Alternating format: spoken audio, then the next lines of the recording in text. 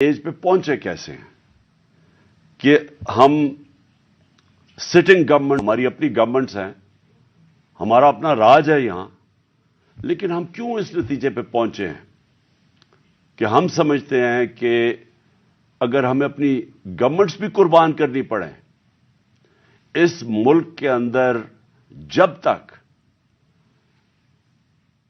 Elections نہیں ہوں گے، صاف اور شفاف الیکشنز نہیں ہوں گے، ہم سب کو آج خوف ہے کہ ملک ڈوب رہا ہے۔ میں آپ کو وہ پاکستانی ہوتے ہوئے بتا رہا ہوں جس نے ساری باہر کمائی کی، 20 سال باہر پیسے کمائے، سب کچھ بیچ کے جو فلیٹ تھا وہ الیکشنز نہیں ہوں گے، صاف اور شفاف الیکشنز نہیں ہوں گے، ہم سب کو آج خوف ہے کہ ملک ڈوب رہا ہے۔ میں آپ کو وہ پاکستانی ہوتے ہوئے بتا رہا ہوں جس نے ساری باہر کمائی کی، 20 سال باہر پیسے کمائے، سب کچھ بیچ کے جو فلیٹ تھا وہ بیچ کے، منی ٹریل دے کے، عدالت میں یہ بتا کہ میں نے وہ کدھر سے پیسے لیے، جو بھی میرا آمدنی کدھر تھی، پھر میں نے فلیٹ لیا، پھر وہ بیچا، پھر منی ٹریل، سب کچھ میرا آج جینا بن رہا پاکستان میں۔ اور میری طرح کے سارے وہ پاکستانی، اور میں ان پاکستانیوں کی بات کر رہا ہوں جو کہ اس ملک سے پیار کرتے ہیں، عشق کرتے ہیں اپنے ملک سے، میں ان پاکستانیوں کی بات کر رہا ہوں۔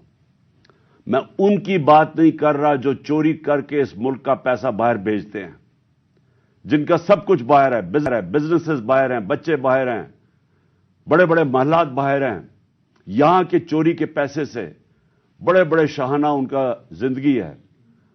اور میں ان کی بات نہیں کر رہا کیونکہ ان کا اس ملک سے کیا رشتہ ہے، اور میں باقی پاکستانیوں کی بات کر رہا ہوں جو سمجھتے ہیں کہ ہمارا جینا مرنا پاکستان میں ہے۔ اور میں ان پاکستانی میں سے ہوں جس کو پورا موقع تھا کہ 20-25 سال باہر میں نے کرکٹ کھیلتا تھا، میری شادی بھی وہاں کی، میں وہ پاسپورٹ لے سکتا تھا، برطانیہ کا پاسپورٹ لے سکتا تھا، لیکن یہ میرے کبھی ذہن میں یہ چیز نہیں آئی کہ میرا پاکستان کے علاوہ کوئی اور گھر ہے۔ تو میں آج وہ پاکستانی آج بات کر رہا ہے کہ مجھے پہلی دفعہ مجھے خوف آ رہا ہے کہ یہ جو چوروں کا ٹولہ اوپر بٹھایا گیا ہے یہ ملک کو تباہی کی طرف لے کے جا رہا ہے۔ میں آج کوئی پاکستان کے بزنس مین سے پوچھ لیں، کوئی انڈسٹریل سے پوچھ لیں، پاکستان کے کسانوں سے پوچھیں، پاکستان کے مزدور سے پوچھیں، جس کی آج آمدنی اور اس کا جو خرچہ ہے اس میں اب کوئی بیلنس ہی نہیں رہا۔ 50 سال کے بعد سب سے زیادہ مہنگائی ہوئی ہے آج پاکستان میں۔ آج ہماری انڈسٹری بند ہو رہی ہے، وہ انڈسٹری جو ہمارے دور میں بڑی مشکلوں سے تیسرے اور چوتھے سال میں ہم نے محنت کر کے انسینٹیوز دے کے انڈسٹری بڑھائی، جو کہ ہمارے آخری مہینے میں 26% انڈسٹریل گروتھ تھی، جو ٹوٹل انڈسٹری تھی 10.7% پہ لارج سکیل مینوفیکچرنگ پاکستان میں گرو کر رہی تھی، دولت میں اضافہ ہو رہا تھا، ہمارے ٹیکسز بڑھ رہے تھے، ریکارڈ، کیونکہ دولت میں اضافہ ہو رہا تھا، ٹیکسز میں اضافہ ہو رہا تھا، ریکارڈ ٹیکسز اکٹھے کیے، ریکارڈ ایکسپورٹس ہم نے کی۔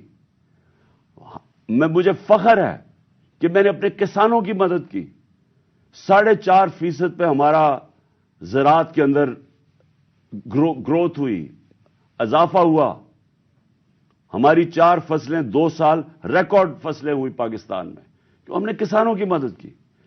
آج وہ سارا جو پاکستان وہاں لے کے جا رہے تھے، آج مجھے ایک چیز بتائیں کہ پاکستان میں کسی میں بہتری ہوئی ہے۔ آج مایوسی کا یہ عالم ہے میرے ملک میں کہ 7.5 لاکھ پاکستانی ملک چھوڑ کے چلے گئے ہیں 7 مہینے میں۔ ان میں پروفیشنلز تھے، اس ملک نے ان کے اوپر پیسہ خرچ کیا ہوا تھا، ڈاکٹرز تھے، پروفیشنلز تھے، انجینئرز تھے، سکلڈ ورکر، جو تنخواہ جو سکلڈ ورکر ہوتا ہے، 7.5 लाख लोग मुल्क को छोड़ के चले गए हैं मायूसी में। आज ये आलम है, इस मुल्क को आज इधर हम ले आए हैं कि डाकू राज ऊपर बैठ गया है। 30 साल से जो लोग लूट रहे थे उनको आके ऊपर बैठा दिया। मेरा सवाल सबसे पहले यह है कि जब ये मुल्क तरक्की कर रहा था, हमने पहले साल यही छोड़ के गए थे, यही शहबाज शरीफ और नवाज शरीफ इस मुल्क का जब दिवालिया निकाल के गए थे 2018 में, उस पाकिस्तान को हमने पहले संभाला। फिर 2 साल कोरोना के बावजूद जो सारी दुनिया के अंदर अजाब आया हुआ था, सारी दुनिया की माइशत तबाह हुई। आप अमेरिका का हाल देखें, बरतानिया का देखें, जर्मनी का देखें, हमारे से वो मुल्क जिनके इदारे हमारे से बहुत बेहतर थे। हिंदुस्तान का हाल देखें, उसके अंदर पाकिस्तान वो मुल्क था जो दुनिया के टॉप 3 मुल्कों में से, हमने वो भी संभाला। हमारी माइशत भी ऊपर गई, हमारी इंडस्ट्री भी ऊपर गई, हमने बेरोजगार होने से लोगों को बचाया, हमने इंडस्ट्रीज को पैसा दिया, इंसेंटिव्स दिए, हमने कंस्ट्रक्शन इंडस्ट्री की मदद की ताकि रोजगार मिले लोगों को। हमने उस दौर के अंदर पाकिस्तान का जो ग्रोथ रेट थी, और मैं ये चाहता हूं आप सारे जो मैं ये चीजें मैं आपको कह रहा हूं अपने मोबाइल फोन से चेक कर सकते हैं कि मैं सच बोल रहा हूं या झूठ बोल रहा हूं। अब तो झूठ बोलना बड़ा मुश्किल है, मोबाइल फोन है, आप गूगल करें, आपके पास 2 मिनट के अंदर सब कुछ आ जाता है। तो ये 17 साल के बाद पाकिस्तान की जो दौलत में इजाफा हुआ था वो 5.7% था हमारे तीसरे साल कोरोना के बावजूद, और 6% था हमारे चौथे साल। अब यह भी मैं आपको आज बता दूं कि ये सिर्फ 3 दौर में ये इस तरह की हम पाकिस्तान की दौलत में इजाफा हुआ, ग्रोथ रेट हुई। अयूब खान के दौर में, जनरल जिया के दौर में और जनरल मुशर्रफ के दौर में। लेकिन वो क्यों हुआ? क्योंकि हम तीनों दफा हम अमेरिका की मदद कर रहे थे। एक दफा हम अफगान जहाद में शामिल थे जनरल जिया के जमाने में, फिर वॉर ऑन टेरर में शामिल थे जनरल मुशर्रफ के दौर में। अयूब खान के दौर में हम किस में शामिल थे? सीटो और सेंटो में उनके साथ मिले हुए थे जबकि कोल्ड वॉर हो रही थी। अमेरिकन डॉलर आ रहे थे पाकिस्तान में, तब उनकी यह ग्रोथ रेट हुई थी। हम, और मुझे फख्र है इस चीज का कि उसके बावजूद कि हमारे पास कोई अमेरिकन डॉलर्स नहीं आ रहे थे, हमने अपनी इकोनॉमी को उठाया, और ये जो 17 साल के बाद बेहतरीन हमारी इकोनॉमी उठ रही थी। तो मेरा आज सवाल यह है, कौन जिम्मेदार था इस रिजीम चेंज का? आप सारे मेरी आज बात गौर से सुनें। जब आपकी माइशत बढ़ रही थी, क्या वजह थी कि इस गवर्नमेंट को गिरा के और इन चोरों के टोलों के ऊपर बिठाया गया? कौन इसका जिम्मेदार था? कौन जवाब देगा कि आज वो इकोनॉमी जो हमारी ऊपर जा रही थी, उसकी जगह आज पाकिस्तान के वो हालात हैं जो बाहर की दुनिया कह रही है। भूलें जो पाकिस्तान के अंदर लोग क्या कह रहे हैं। जो बाहर की दुनिया वो कह रही है कि पाकिस्तान को अगर कर्जे देंगे तो वो कर्जे वापस करने का जो डिफॉल्ट रेट है वो 100% है। जब हम थे इक्तदार में तो 5% था। तो आज 100% का मतलब कि अगर आप पाकिस्तान को कर्जा देंगे तो 100% चांस है कि पाकिस्तान कर्जा वापस नहीं कर सकता। इसका मतलब कि बाहर से ना कोई इन्वेस्टमेंट पाकिस्तान में आएगी। अभी 1 साल के अंदर, चंद महीनों, बल्कि 10 महीनों के अंदर आधी हो गई है बाहर से इन्वेस्टमेंट। पिछले साल और अब के मुकाबले में आधी हो गई है। तो बाहर से इन्वेस्टमेंट बंद होगी, इसका मतलब बाहर से डॉलर्स आने बंद हो गए इन्वेस्टमेंट में। रिमिटेंसेस जो बैरून मुल्क पाकिस्तानियों की हमने मदद की थी, उन्होंने हमारे में एतमाद शो किया था, हमने उनको इंसेंटिव्स दिए थे। पाकिस्तान की तारीख की सबसे ज्यादा बैरून मुल्क पाकिस्तानी यहां डॉलर्स भेज रहे थे। और फिर एक्सपोर्ट्स, جو یہ نون لیگ کے دور میں 5 سال بڑھی نہیں. مجھے فخر ہے کہ ہم نے ریکارڈ ایکسپورٹس $33 ارب کی پاکستان میں ایکسپورٹس بڑھائیں. اور پھر ہم نے ٹیکس کلیکشن, جو میں ابھی کہہ رہا ہوں کہ آمدنی ہوگی تو لوگوں پہ پیسہ خرچ کیا جائے گا. تمہاری 6,100 ارب روپے کی ہمارے زمانے میں ٹیکس کلیکشن تھی. آج یہ سب کچھ نیچے جا رہا ہے. انڈسٹری بند ہو رہی ہے, بے روزگاری بڑھ رہی ہے. ہمارے زمانے میں, اور زمانے کی بات کر رہا ہوں 7-8 مہینے پہلے, فیصلہ آباد کے اندر ٹیکسٹائل کا مزدور نہیں ملتا تھا, باہر سے لانا پڑتے تھے. ریکارڈ ٹیکسٹائل انڈسٹری کی سیل تھی. تو آج بے روزگاری بڑھ رہی ہے. 50 سال کے بعد سب سے زیادہ مہنگائی ہے. آج ہمارے ملک کا یہ حال ہے کہ نہ باہر سے کسی کو اعتماد ہے اس حکومت کے اوپر, اور 88% پاکستان کے جو انویسٹر ہیں, جو بزنس مین ہیں, انہوں نے کہا کہ ہمیں اس حکومت پہ اعتماد نہیں ہے.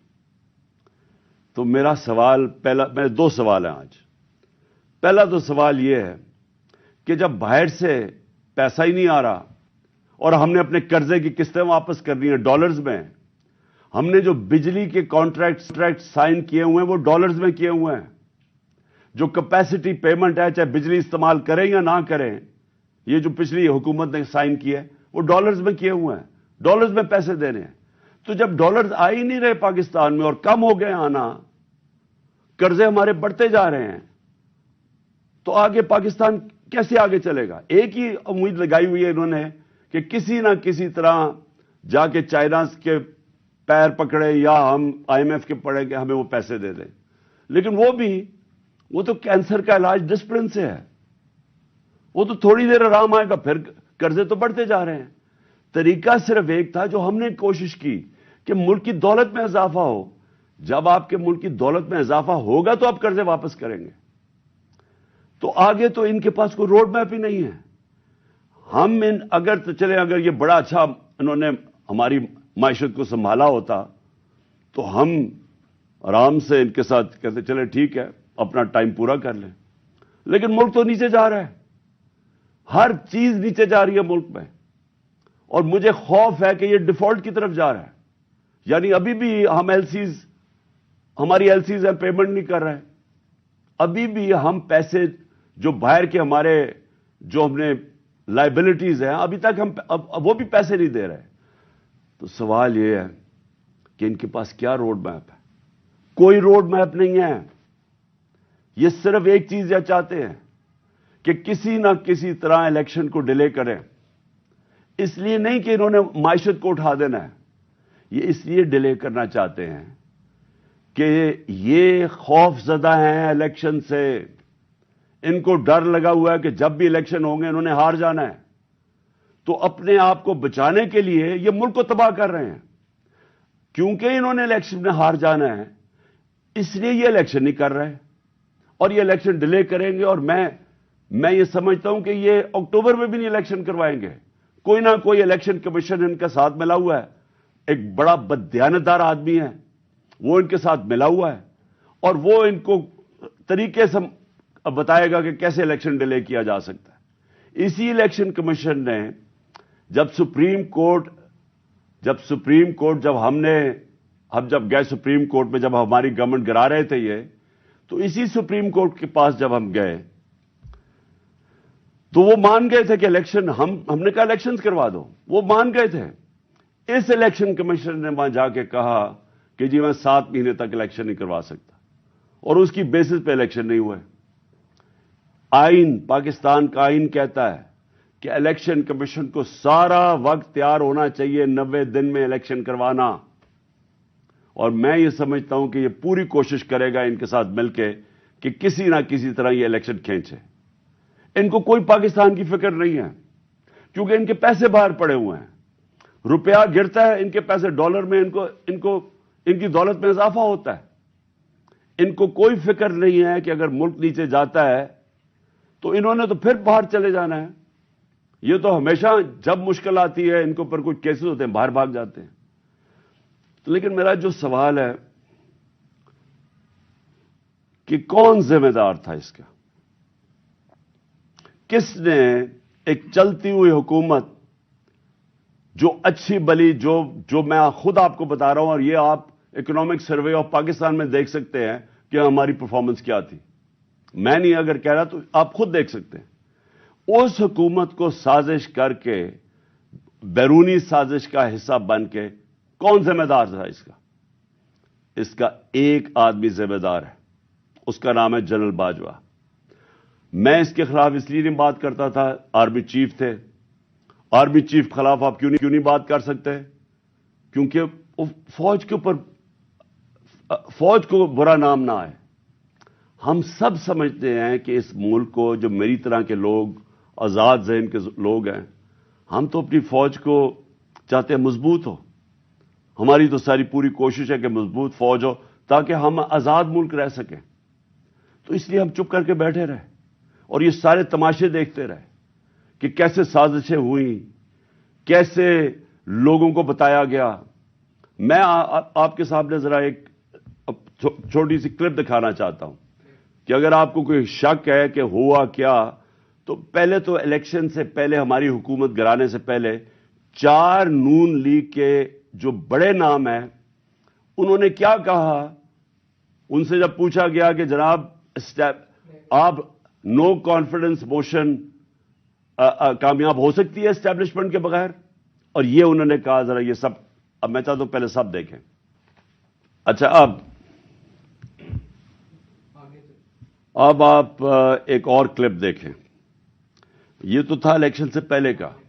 یہ کل ایک پی ڈی ایم کے سینیٹر رہ چکے ہیں اور سینیٹر ہیں ابھی، مصطفیٰ کھوکھر. انہوں نے کل کیا کہا، ذرا پہلے یہ بھی سن لیں، دوسرا کلپ، تاکہ آپ کو پتہ چل جائے کہ ہوا کیا اس ملک کے ساتھ. تو میں یہ آپ کو اس لیے دکھا رہا ہوں کہ یہ جو ساری سازش ہوئی تھی، اس میں ہم کسی کو اور کو نہ کہیں، ایک آدمی کے فیصلہ کرتا ہے، وہ تھا آرمی چیف اس وقت کے جنرل باجوہ. انہوں نے یہ فیصلہ کیا ہمیں ہٹانے کا. کیا وجہ تھی اس کے پیچھے؟ کیا یہ سمجھتے تھے کہ واقعی شہباز شریف اور یہ اسحاق ڈار کوئی بڑے جینیسز ہیں جو آ کے ملک کو ہمارے سے بہتر چلا لیں گے؟ کیا وجہ تھی کہ انہوں نے ایک سٹنگ گورنمنٹ کو گرا دیا؟ ہمارے لوگوں کو آ کے، وہ جس طرح ابھی مصطفیٰ کھوکھر نے بتایا کہ بیپ کے ممبرز اور ایم کیو ایم کے ممبرز اور شہزان بگٹی، سب کو پتا تھا کہ یہ تو جدھر حکم ملے گا ان کو اسٹیبلشمنٹ سے، انہوں نے ادھر جانا ہے. تو ان کو ادھر جا کے بھیج دیا کہ جناب آپ جا کے ادھر چلے جائیں، اور گورنمنٹ گر گئی. تو میرا اب اگلا سوال یہ ہے، جب گورنمنٹ گر گئی اور پھر ان کو یہ چیز کا علم ہوا کہ عوام ہمارے کے ساتھ آگے کھڑی ہو گئی، 10 اپریل کو پبلک سڑکوں کے اوپر نکلائی، لوگوں نے ان چوروں کو ریجیکٹ کر دیا، بلکہ ہماری مقبولیت بڑھنی شروع ہو گئی اس لیے کہ لوگ، ان کی جب شکلیں لوگوں نے دیکھی، پھر سے مسلط کیا گیا ان کو عوام کے اوپر، تو لوگ ہمارے ساتھ اور جڑنا شروع ہو گئے، بڑے بڑے جلسے شروع ہو گئے. اس کے بعد الیکشن جب کروائے گئے تو الیکشن کے ریزلٹس میں اس کے باوجود کہ پوری کوشش کی گئی اسٹیٹ مشینری اس کو ان کو جتانے کے لیے، اس کے باوجود ہار گئے. قوم نے اپنا ورڈکٹ دے دیا. دوسرا الیکشن ہوا، اس میں بھی ہار گئے. لیکن مجھے جو افسوس کی بات ہے کہ بجائے ایک سمجھیں کہ جناب جنرل باجوہ آپ نے غلطی کر دی ہے، آپ کوئی عقل کل تو نہیں ہے، آپ دیکھ رہے ہیں کہ لوگ کدھر کھڑے ہیں. انہوں نے ہمارے اوپر جو ظلم کیا ہے، جس طرح ہمارے اوپر ظلم کیا گیا، میں آپ کو یقین دلاتا ہوں کہ جنرل مشرف کے مارشل لاء میں اپوزیشن میں تھا، مجھے انہوں نے جیل میں ڈالا. میں نے کہیں اس طرح کا ظلم نہیں دیکھا جنرل مشرف کے دور پہ جو یہ جنرل باجوہ نے ہمارے پہ کروایا. ہمارے لوگوں کے اوپر دھمکیاں، ٹیلی فون سے دھمکیاں آ رہی ہیں. وہ جو ہماری حمایت کرے یا جو ہمارے ساتھ میڈیا کے لوگ ہوں، ان کے اوپر دھمکیاں. جو میڈیا ہاؤس تھا، سلمان اقبال، وہ ملک سے باہر چلا گیا. اس کے بعد صابر شاکر ملک سے باہر چلا گیا. آج موحد پیرزادہ ملک سے باہر گیا ہوا ہے اسی خوف سے. ارشد شریف اتنی بڑی ٹریجڈی ہوئی، اس کو جو دھمکیاں دی، کیا وجہ تھی اس کی؟ وہ ایک دیانتدار آدمی، وہ بتا رہا تھا کہ اس ملک کے ساتھ کیا ظلم ہوا ہے، کہ اچھی بلی گورنمنٹ آپ نے گرا کے چوروں کو بٹھا دیا، تو بجائے یہ کہ کریکٹ کرنا، ہمارے اوپر ظلم شروع ہو گیا۔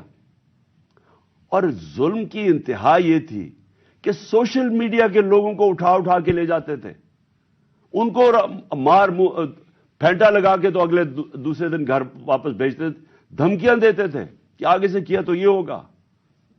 جو اعظم سواتی سے کیا، جو اس سے پہلے جو شہباز گل سے کیا، کون سی اس نے اتنی بڑی بات کی تھی کہ اس کو ننگا کر کے مارا، اور وہ ابھی تک اس کے اثرات ہیں جو انہوں نے اس کو تشدد کیا اس کے اوپر۔ اور اعظم سواتی نے کیا بات کی تھی؟ اعظم سواتی نے یہ ٹویٹ کی کہ جنرل باجوہ آپ نے NRO 2 دیا ہے، اس کے اوپر جو اس بیچارے سے کیا گیا ہے، کون سی جمہوریت میں یہ ہوتا ہے؟ اور وہ بات کہ جو سچ ہے، NRO 2 جنرل باجوہ نے دیا ہے، ساری قوم کو پتا ہے۔ مجھے پتا ہے کہ میں جب کہتا رہا، جب میں گورنمنٹ میں تھا، میں جنرل باجوہ کو کہتا رہا کہ یہ 30 سال سے یہ چوری کر رہے ہیں، ان کے اوپر کرپشن کیسز ہیں، نیب آپ کے نیچے ہے، آپ نیب کنٹرول کرتے ہیں، میرے نیچے ہی نہیں ہے، کیوں نہیں ان کے کیسز آگے بڑھاتے؟ پہلے تو ہمیں سارا وقت یہ بتاتے رہے کہ فکر نہ کریں سر، ہو رہا ہے سب کچھ، سر ابھی کچھ ہو رہا ہے، پہلے تو ہمیں یہ بتاتے رہے۔ آہستہ آہستہ ہمیں پتا چلا کہ ان کی تو کوئی نیت ہی نہیں ہے کرپشن کی۔ مجھے پھر کہنا شروع ہو گیا کہ جی آپ ملک کی اقتصادیات کو ٹھیک کریں، اکانومی کو ٹھیک کریں، بھول جائیں اس کو، یہ اکاؤنٹیبلٹی کو۔ کبھی کوئی مہذب معاشرہ یہ اجازت دیتا ہے کہ بڑے بڑے لوگ جو اربوں روپے کی چوری کریں، آپ کہ ان کو بھول جائیں، ان کو NRO دے دیں، اور آپ چھوٹے چھوٹے چوروں کو پکڑنا شروع کریں اور سمجھیں کہ آپ کا ملک ترقی کر سکتا ہے؟ کیا چین پاگل ہے جنہوں نے 450 وزیروں کو جیلوں میں ڈالا ہے پچھلے چند سالوں میں؟ کیا جو پریزیڈنٹ شی جن پنگ ہے اس کو اسٹیٹسمین مانا جاتا ہے، اس نے وہ کام کر دیے جو دنیا میں کسی نے کیا ہی نہیں ہے؟ 70 کروڑ لوگوں کو اس نے غربت سے نکالا ہے چائنا میں پچھلے 30 سالوں میں۔ وہ اس کا کیا ضرورت پڑی ہے کہ جو کرپٹ منسٹر ان کو پکڑے، ان کا احتساب کرے؟ کیونکہ کوئی معاشرہ بھی کامیاب نہیں ہو سکتا جب تک رول آف لا نہیں ہوتا، جب تک انصاف نہیں ہوتا، جب تک آپ بڑے بڑے لوگوں کو، جو اصل تو نقصان ملک کو بڑے چور کرتے ہیں، آپ ان کو پکڑ نہیں رہے، اور آپ کہہ رہے ہیں کہ جی نیچے سے یہ بیچارے چھوٹے چھوٹے لوگوں، پٹواریوں کو پکڑتے رہے۔ اور یہ ہمارے سامنے ہوا، شہباز شریف کو بچایا گیا، اس کو اوپر اوپن اینڈ شٹ کیس تھا، اس کا 16 ارب روپے کا یہ جو FI کا کیس تھا، اس پہ تو کوئی شک ہی نہیں تھا۔ اور اس کا جو بیٹا باہر بھاگ گیا، سلمان شہباز واپس آیا ہے، وہ کیوں باہر بھاگا تھا؟ جیسے ہی FIA نے اس سے سوال پوچھا کہ جناب بتائیے مقصود چپڑاسی اور نوکروں کے پاس اربوں روپے کدھر سے آئے ہیں، وہ ایک دم ملک سے باہر بھاگ گیا، اور اس کو ان ساروں کو واپس لایا جا رہا ہے۔ کیا ہوا؟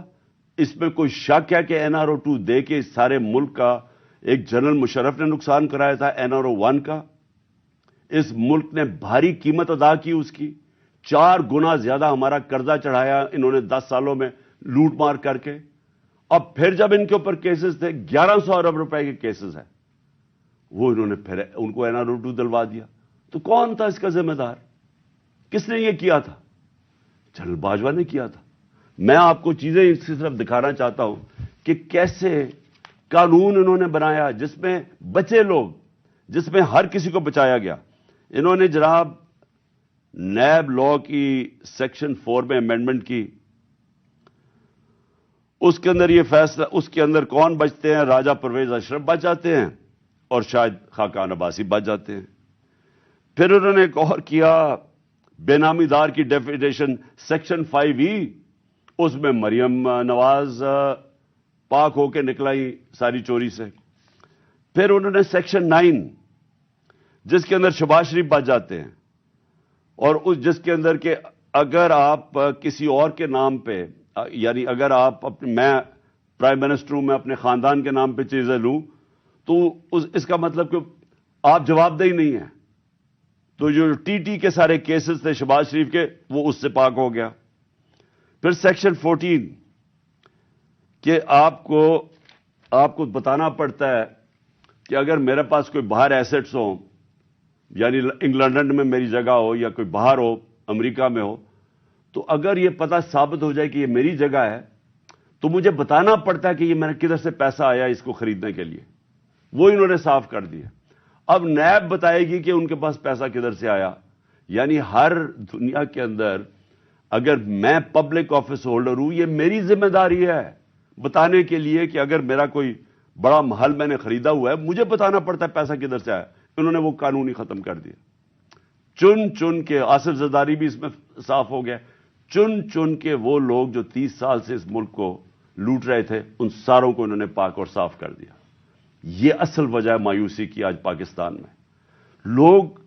لوگ جنہوں نے یہ تماشا دیکھ رہے ہیں کہ ایک طرف قوم مر رہی ہے اس مہنگائی کے اندر اور فیکٹریاں بند ہو رہی ہیں، بے روزگاری کی قرضے چڑھتے جا رہے ہیں، ایک طرف یہ ہے اور دوسری طرف یہ اربوں روپے کی ان کی کرپشن معاف ہو رہی ہے. اور یہ بہت بڑی وجہ ہے آج مایوسی کی. اور میں نے یہ جو ہمارے اوپر ظلم ہوا میں صرف اس کے اوپر آنا چاہتا ہوں کہ مجھے ایک جگہ بتایا گیا جنرل باجوہ نے کہ جی آپ کے لوگوں کے اوپر ہمارے پاس تو فائلیں ہیں ان کی کرپشن کی، ان کے اوپر فلمیں بنی ہوئی ہیں، ان کی ویڈیوز بنی ہوئی ہیں. اب میں نے اس سے بھی کہا کہ کیا یہ ہماری ایجنسیز کا کام ہے کہ ہم ویڈیوز بنائیں اور گندی ویڈیوز بنائیں یا کسی کے اوپر اس کے اوپر فائلیں بنائیں؟ کیا یہ کام رہ گیا ہے؟ کیا یہ قوم اپنا پیٹ کاٹ کے اپنی ایجنسیز کو پالتی ہے، اپنی سیکیورٹی کے لیے پالتی ہے؟ وہ تو ملک کی سیکیورٹی کے لیے پالتی ہے. کیا یہ ان کا کام ہے آ کے بتائیں کہ جناب اس کے اوپر یہ فائل ہے تو ہم نے اس کی فلانی فائل بنائی ہوئی ہے اور ہم نے اس کا کوئی ویڈیو بنائی ہوئی ہے؟ یہ کدھر ہوتا ہے؟ یہ اپنے لوگ. اچھا، اور میں کوئی ملک کا دشمن ہوں؟ 50 سال سے قوم مجھے جانتی ہے. سارے پاکستان کے ایوارڈز میں نے جیتے ہوئے ہیں، سول ایوارڈ سب جیتے ہوئے ہیں. میں سب سے بڑا پاکستان کا وہ ہوں، یعنی جسے کہے کہ جو خیراتی کام کرتا ہے. کسی نے پاکستان میں اتنے پیسے نہیں اکٹھے کیے جو میں نے کیے. میرے اوپر ہر قسم کا گن. یہ سوچیں کہ میرا پرائم منسٹر، جب میں پرائم منسٹر تھا، میرے گھر کا فون ٹیپ کیا ہوا تھا اور وہ ٹیپ ہی نہیں کیا، اس کے بعد وہ لیکس کرتے ہیں. یہ پرائم منسٹر کے گھر کوئی یہ نہیں پوچھ رہا کہ اتنا یہ آفیشل سیکرٹ ایکٹس کی وائلیشن ہے. پرائم منسٹر کے پرائیویٹ نمبر کو ٹیپ کریں اور اس کو جا کے آپ پبلک کر دیں. کوئی یہ کہاں ہوتا ہے؟ اگر میں اپنے پرنسپل سیکرٹری میں اپنے پرنسپل سیکرٹری سے بات کر رہا ہوں، وہ انہوں نے ٹیپ چلا دی. وہ کون کر رہا تھا؟ تو میں پھر سے ہی پوچھتا ہوں، ہم کوئی ملک کے دشمن ہیں؟ کیا میں کوئی پیسے لوٹ کے میرے باہر پڑے ہوئے ہیں؟ کیا میں کوئی ملک سے غداری کر رہا ہوں؟ لیکن جو ہمارے سے کیا گیا ہے اور اعظم سواتی سے کیا، اس کی بیوی کو ویڈیو بھیج دی. یعنی اس لیول پہ نیچے گرنا تھا کہ اس کے گھر ویڈیو بھیج دی اس کی. اور یہ کہا کہ جناب، اور ڈرایا گیا کہ تمہاری فیملی سیف نہیں ہے. اور قصور اس کا یہ کہ وہ کہہ رہا ہے کہ NRO 2 جنرل باجوہ نے دیا ہے. ساری بچہ قوم جانتی ہے کہ NRO 2 جنرل باجوہ نے دیا ہے، NRO 1 مشرف نے دیا ہے، سب کو پتا ہے. اس کے اوپر اتنی سزا ایک سینیٹر کو، اس کو اٹھا کے ہارٹ کا پیشنٹ ہے اعظم سواتی، اس کو کبھی وہاں بھیج رہے ہیں، کوئٹہ بھیج رہے ہیں، اس ٹھنڈ میں سندھ بھیج رہے ہیں پرائیویٹ جہاز میں. کون سا جرم کیا اس نے؟ اور کیوں؟ اگر آپ نے نہیں دیا NRO 2 تو جا کے پبلک کو بتائیں نہیں دیا آپ نے. سارے آ کے لوگوں کو بتائیں آپ کے کس طرح آپ نے لوگوں کو بچایا. ہم بتائیں گے کیسے بچایا آپ نے. میں ایز پرائم منسٹر بتاؤں گا کہ کیسے آپ نے احتساب ہونے ہی نہیں دیا. آپ نے وہ جب فیٹف کی لیجسلیشن تھی تو وہ خود کہہ رہے ہیں ہمیں، وہ اپوزیشن والے، کہ یہ تو جناب یہ بیٹھ کے انہوں نے آپ کی آشیرواد ملی تھی، اس کے بعد آپ نے وہ NRO کے یہ جو امینڈمنٹ تھی نیب کی جو اب ہو گئی، یہ تو تب ہونے کے چکر میں تھے، تب ہم کھڑے تھے. اور میں تب سے کہتا گیا کہ یہ ملک ترقی نہیں کر سکتا جب تک اس ملک میں رول آف لا نہیں ہے. کوئی دنیا میں ملک آج تک ترقی نہیں کیا جس کے طاقتور ڈاکو ان کو آپ چھوٹ دے دیں اور صرف کمزور لوگوں کو پکڑیں، کوئی ملک ترقی نہیں کر سکتا، یہ ملک آگے بھی نہیں بڑھ سکتا۔ میں آخر میں اب بات بھی کرتا ہوں کہ انشاءاللہ اللہ نے موقع دیا تو ہم اب کیا پلان بنائیں گے اس ملک کو اس دلدل سے نکالنے کا جو انہوں نے پھنسایا ہوا ہے ہمیں۔ اب میں جو اگلی بات کرنا چاہتا ہوں وہ یہ کہ ہم نے آپس میں مشاورت کی۔ میں نے پہلے کوشش کی کہ ہماری جو مارچ ہے، آزادی مارچ، حقیقی آزادی کی مارچ، ہماری کوشش یہ تھی کہ ہم ان کو گورنمنٹ کو بتائیں کہ اس وقت قوم کدھر کھڑی ہے۔ لاکھوں لوگ سڑکوں کے اوپر نکلے ہمارے ساتھ آزادی مارچ پہ، اور سب ایک ہی چیز چاہ رہے ہیں، الیکشن۔ آج اوپینین پول ہے کہ 70% پاکستانی، سروے کے مطابق 70% پاکستانی کہہ رہے ہیں الیکشن کرواؤ۔ ہم نے آزادی مارچ بھی یہی کی۔ ہم نے گورنمنٹ کو کہ ایک آئین کے اندر رہ کے ہم نے ان کو پریشر ڈالنے کی کوشش کی کہ دیکھیں یہ عوام ادھر کھڑی ہوئی ہے اور آپ صرف کہ جی ہمارے کرپشن کے کیسز معاف ہو جائے یا نواز شریف کو پاک کر دیں اور پھر وہ کوئی نیلسن منڈیلا پاکستان آ جائے اور اس کے لیے ملک ڈوبتا جائے، لیکن آپ کو صرف ایک ہی کرپشن کا پڑا ہوا تھا۔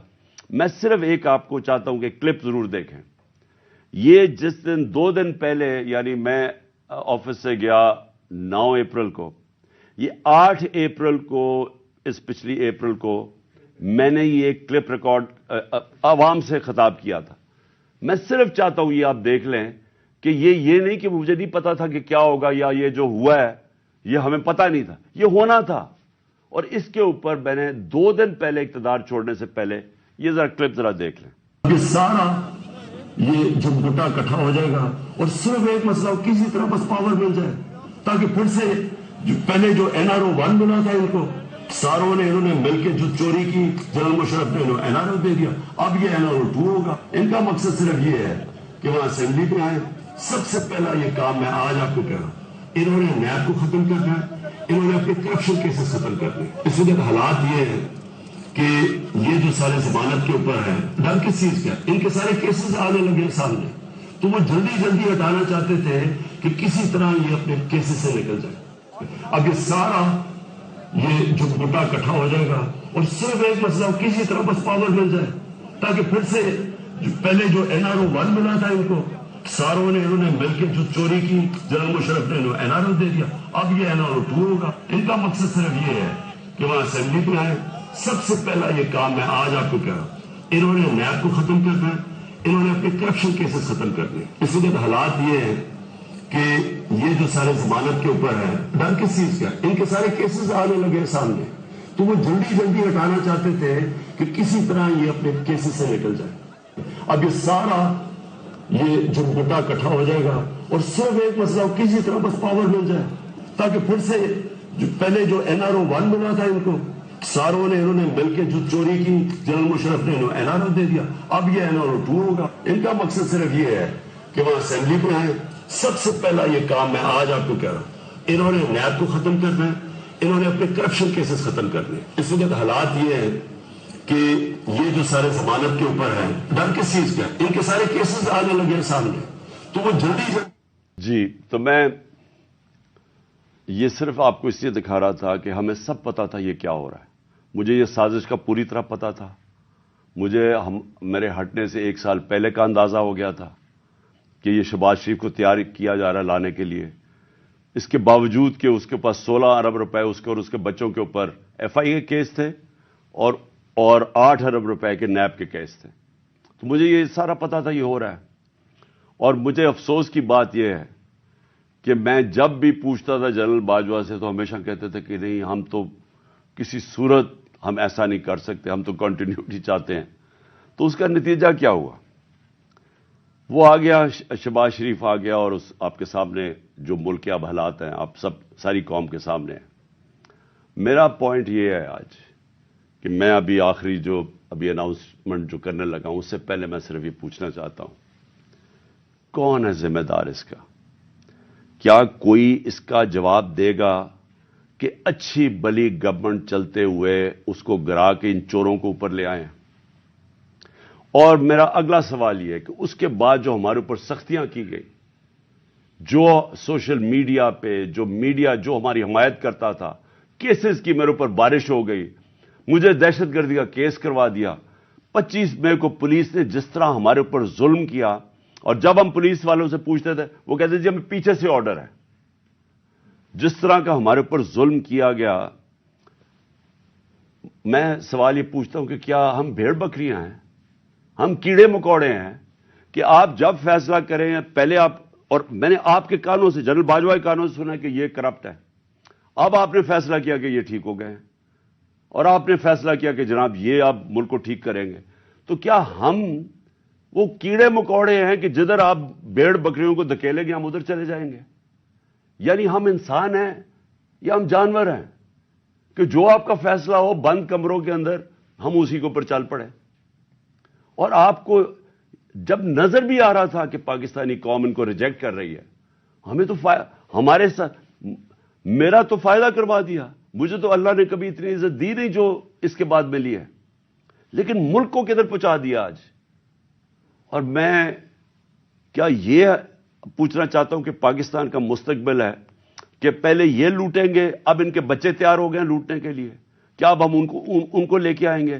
اور اگر ہم ان کے خلاف جائیں گے اور ہم ان کو ریزسٹ کریں گے تو ہمیں پھیٹا لگایا جائے گا، ہمارے اوپر کیسز کیے جائیں گے، ہمیں ڈرایا جائے گا۔ مجھے ابھی بھی کہہ رہے ہیں کہ جی آپ اگر یہ آپ نے گورنمنٹ چھوڑ دی تو آپ کے اوپر بڑا ظلم ہوگا، آپ کی پروٹیکشن چلی جائے گی۔ جب میں جا رہا تھا، میں آج اپنی قوم کو بتانا چاہتا ہوں کہ جب میں جا رہا تھا مارچ کے اوپر، سب کو، میرے ارد گرد بھی لوگوں کو پتا ہے، میں نے سب کو کہا تھا کہ اس میں واردات ہوگی، میرے خلاف میری جان کو خطرہ ہے۔ میں نے ٹی وی کے اوپر جا کے اس سے پہلے بتایا تھا کہ یہ دینی انتہا پسند کے نام پہ مجھے قتل کریں گے۔ ہر روز جب میں مارچ پہ جاتا تھا اور میں بشرا بیگم کو خدا حافظ کہتا تھا، میں تو ان کو سلام کرتا ہوں کہ ان کو پتا ہوتے ہوئے کہ میری جان خطرے میں تھی، اس کے باوجود وہ مجھے کہتی تھی کہ نہیں جاؤ، یہ جہاد ہے، یہ اللہ کے لیے آپ کام کر رہے ہیں۔ کوئی اپنی زندگی خطرے میں نہیں ڈالتا پیسے کے لیے یا اقتدار کے لیے، کوئی زندگی خطرے میں نہیں ڈالتا۔ جہاد کے لیے جب آپ اللہ کے لیے کام کر رہے ہیں تب آپ پتا ہوتے ہوئے کہ اب زندگی خطرے میں، اس کے باوجود جاتا تھا میں۔ اور میں جیسے ٹھیک ہوں گا انشاءاللہ، جیسی میں چلنے کے قابل ہوں گا میں پھر نکلوں گا باہر، کیونکہ یہ اللہ کا کام ہے۔ اپنی قوم کو حقیقی طور پہ آزاد کرنا یہ اللہ کا حکم ہے ہمیں۔ ظلم اور ناانصافی کے ساتھ سامنے کھڑا ہونا یہ اوپر والے کا حکم ہے، اس کو وہ جہاد کہتا ہے۔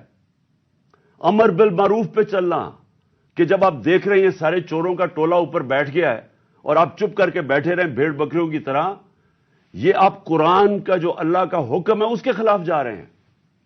تو میرے لیے تو یہ جہاد ہے، تو میں نے تو یہ رکنا نہیں ہے۔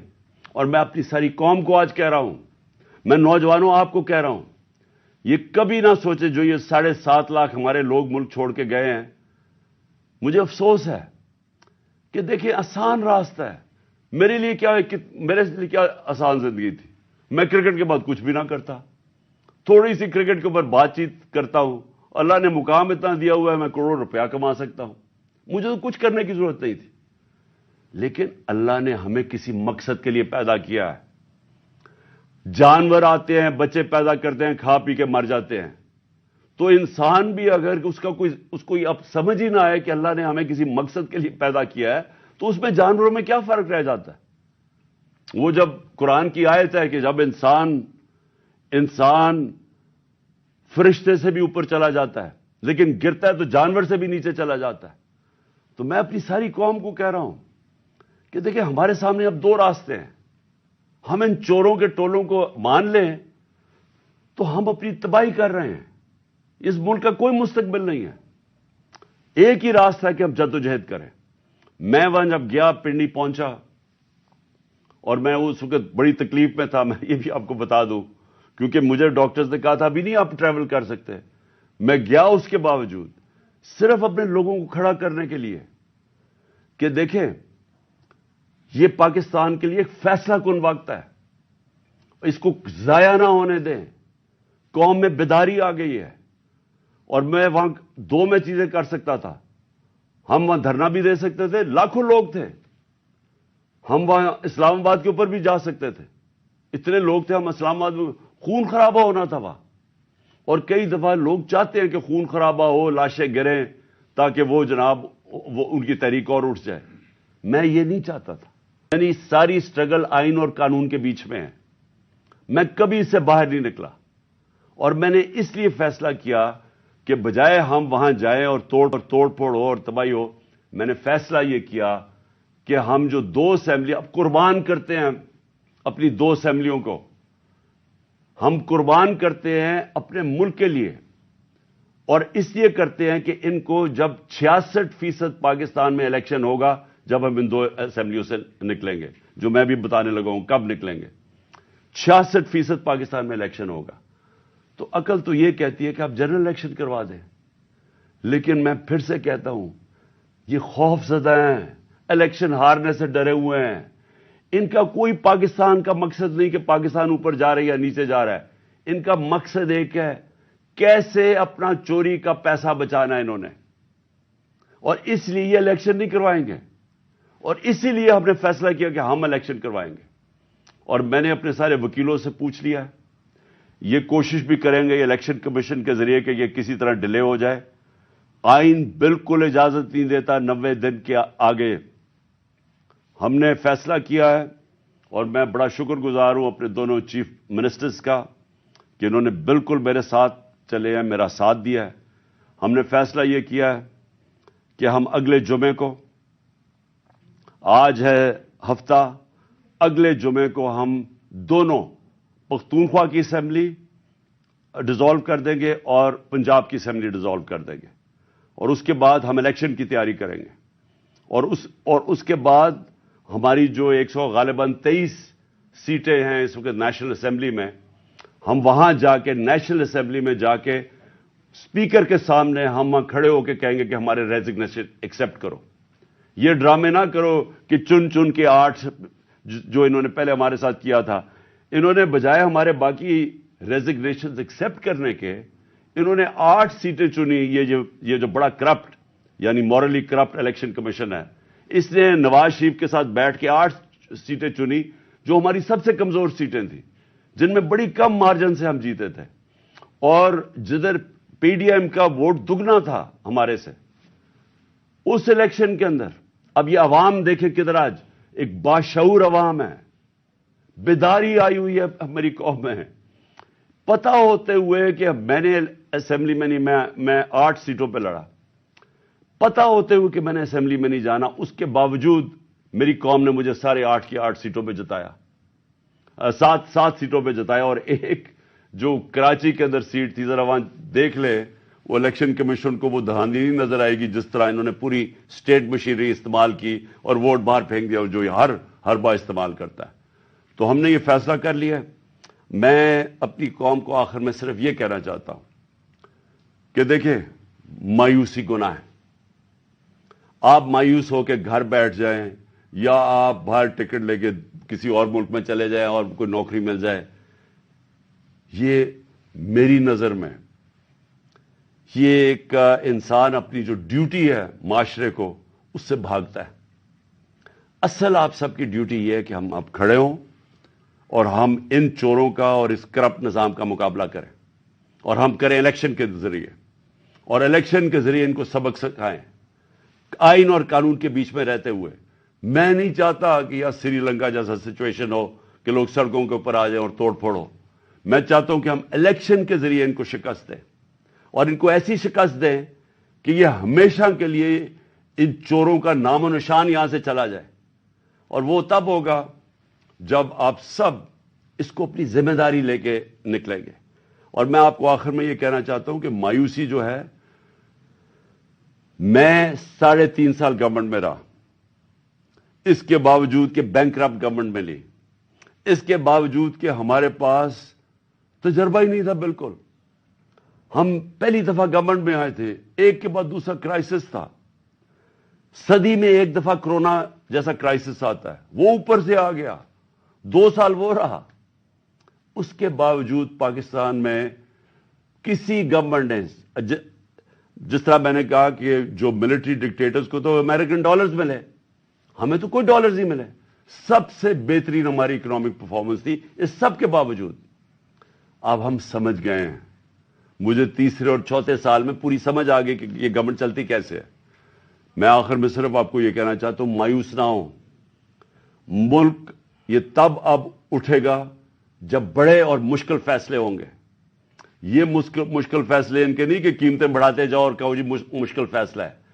مشکل فیصلے کا مطلب ملک کے اداروں کو ری اسٹرکچر کریں, اس ملک کے اندر انصاف قائم کریں, رول آف لا قائم کریں. اگر اللہ بھاری اکثریت دیتا ہے تو تب آپ یہ سب کچھ کر سکتے ہیں. اس ملک میں اصلاحات کر سکتے ہیں, ادارے ٹھیک کر سکتے ہیں. جو گورنمنٹ کیسے چلتی ہے, اتنی بڑی ہم نے گورنمنٹ بنا دی ہے اور وہ ہمیں آگے نکلنے نہیں دیتی. ہر جگہ رکاوٹیں بن گئی ہوئی ہے اور ہم نے کافی چینج بھی کیا. ایکسپورٹس بڑھانی ہے, ہم نے ریکارڈ ایکسپورٹس بڑھائی. کیسے ہم نے ایکسپورٹس بڑھانی ہے اس کا ہم نے پلان بنایا ہوا ہے. اسمال اور میڈیم انڈسٹری کو کیسے کھڑا کرنا ہے جو اصل روزگار دیتی ہے اور دولت میں اضافہ ہوتا ہے. اپنی ایگریکلچر جو زراعت ہے, ہم نے چائنا سے بات کر چکے تھے کہ نئی ٹیکنالوجی ہم لے کے آئیں. بدقسمتی سے کرونا کی وجہ سے 2 سال چائنا بند ہو گیا. وہ جو نئی ٹیکنالوجی سے ہم نے صرف اپنی, اگر ہم وہ چھوڑیں کہ جو چائنا کے اندر وہ پیداوار لیتے ہیں 1 ایکڑ سے, ہم اگر اپنی دگنی کر لیں تو آپ یہ سمجھیں کہ پاکستان کے اندر ایک انقلاب آ جائے گا. میں آخر میں یہ کہنا چاہتا ہوں کہ کوئی مایوس ہونے کی کوئی ضرورت نہیں ہے. یہ ٹورزم میں ہی ہم اتنا پیسہ بنا سکتے ہیں, اور وہ بھی بدقسمتی سے کرونا کی وجہ سے ٹورزم ساری دنیا میں بند ہوگی. ہم اس ملک کو اٹھا سکتے ہیں, لیکن وہ گورنمنٹ اٹھائے گی جس کے پاس ایک مینڈیٹ ہو, جس کے پاس عوام کی طاقت ہو. اور اس اللہ کے بعد اس ملک کے جو وارث ہیں وہ عوام ہیں, اور کوئی نہیں. عوام اس ملک کی وارث ہے, اور میں ان میں آپ میں سے ہوں. ہم نے اس عوام نے ایک قوم بن کے ہم نے اس مشکل وقت سے نکلنا ہے. اور لیکن وہ نکلیں گے تب جب اس ملک کے اندر صاف اور شفاف الیکشن ہو, اور اس کے لیے ہماری اب جدوجہد جاری رہے گی. میں آپ سب کا شکریہ ادا کرتا ہوں کہ پھر سے آپ میری کال پہ آئے. پاکستان زندہ باد.